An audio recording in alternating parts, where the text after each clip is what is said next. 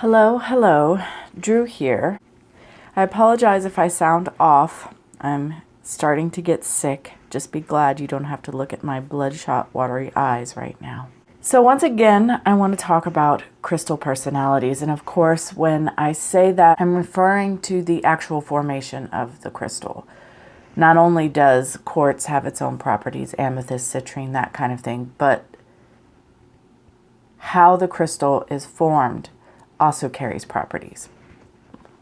Of course, for this kind of thing, I always recommend this book, Crystal Personalities, a quick reference to Special Forms of Quartz by Patricia Schreier. There are probably other books on the market, but I just have always had this one and I really enjoy it. And it serves my purposes perfectly. Okay, so first I want to talk about rainbows. These are crystals that have natural color flashes within the crystal when you turn them in the light.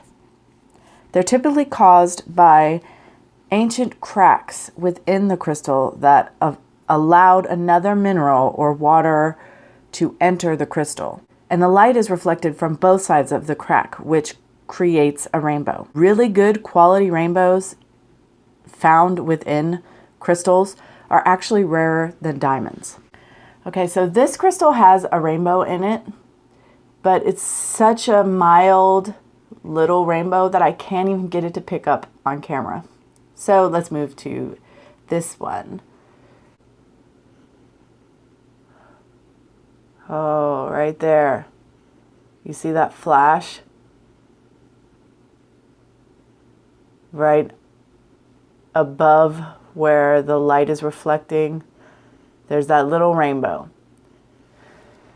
This one is the best one that I have. And you can see right there. Looks like an oil slick inside of the crystal.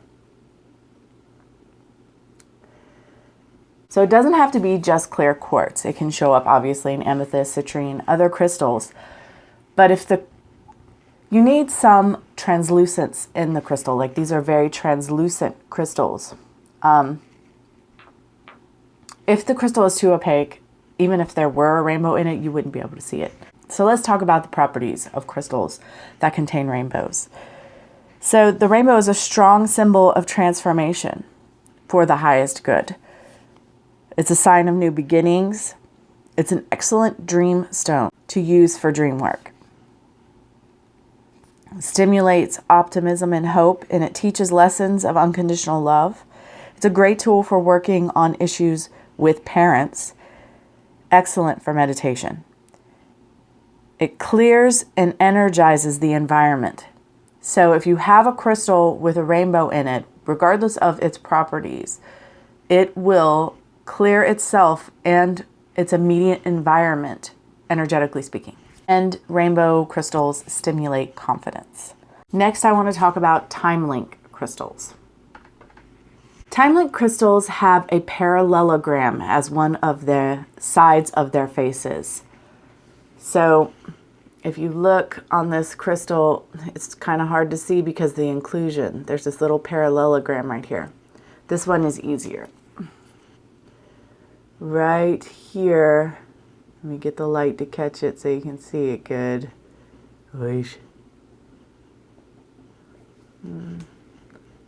There, kind of. Okay. Right there is a little parallelogram. So that indicates that this crystal, among other things, is a time link crystal. The parallelogram is an ancient symbol of our power to transcend our current position through flexibility and willingness to learn and change. So the properties of a time link depend on whether it leans to the left or the right. This one is leaning to the left,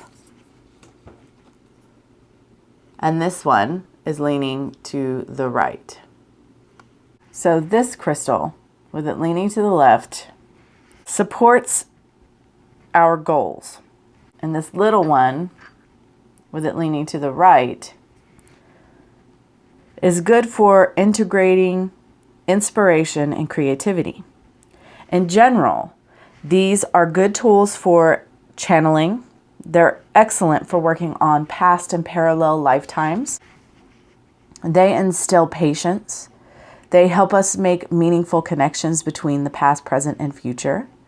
They assist with lessons of grief and death, and they assist in transcending personal concepts of time. Next are my itty-bitty ET crystals. So an ET crystal is defined by the fact that it has a point on one end. It has a crystal point on one end. The other end has several terminations. There's not just one termination, there are many. This isn't the best example.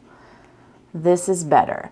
This termination is 1 point, and this termination is several teeny tiny itty bitty points. And I don't know how well, there we go. So many little bitty points at the end. That denotes an ET crystal. And these crystals are symbols of our connection to the universe, one with many. This is a great wand for either focusing energy out of the single termination or for spraying energy out of the multiple terminations. It is a superior energy charger. So no matter the size of it, it is able to charge other things very easily, quickly, powerfully. Other crystals, people, places, what have you. And the reason that these stones are such great energetic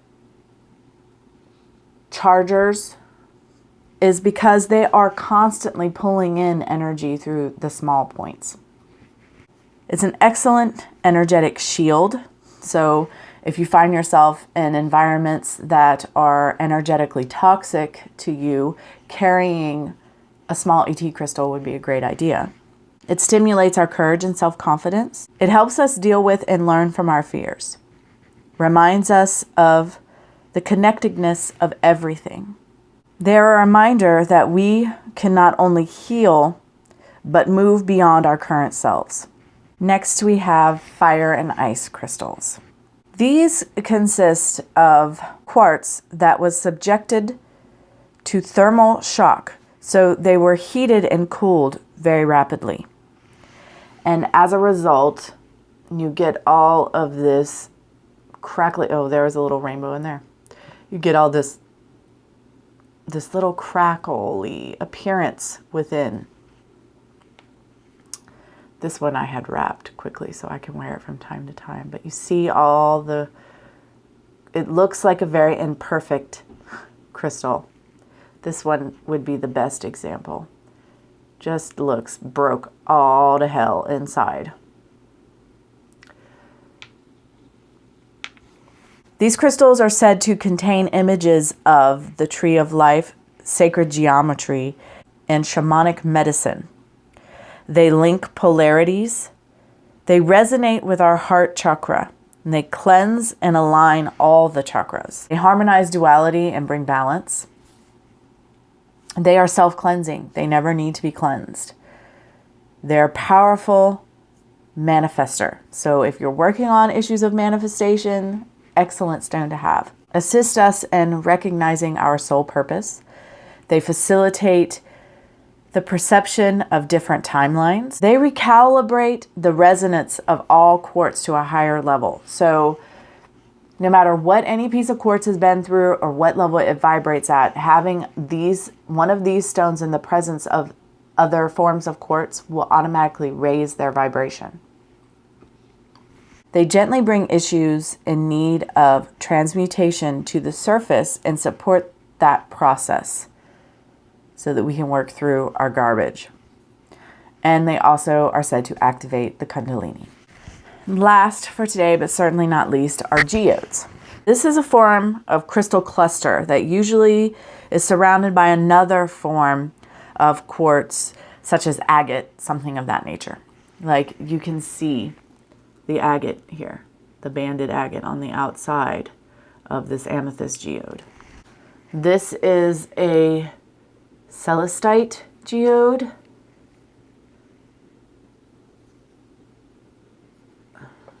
As is this little guy, a much prettier specimen. Oh, you can hear my dog. I apologize. Something exciting is happening in the living room.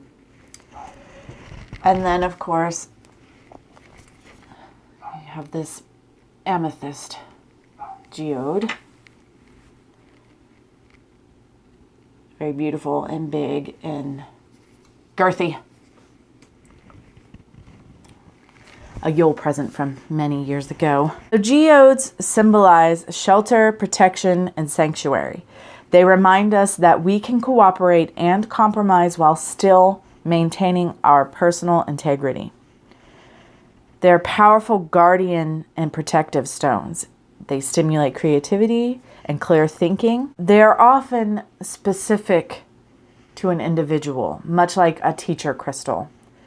The geode that comes to you has something to offer you and you alone at that time. Not to say other people couldn't work with it and it couldn't be passed on or what have you, but in that moment it came to you for a reason. There was something specific for you. And they promote harmony in their environment. So, kind of a quick one. I apologize. I'm kind of out of it. I hope that was coherent. It made sense. And I appreciate you hanging out with me while I talk about crystals and play with crystals. If you haven't worked with crystals, you absolutely should. And if you haven't worked with personalities, when you're ready, take that step because it's just one more layer in your relationship with your crystals. Well, guys, the medicine is kicking in and I really can't think straight. So once again, thank you. And until next time, much love and gratitude.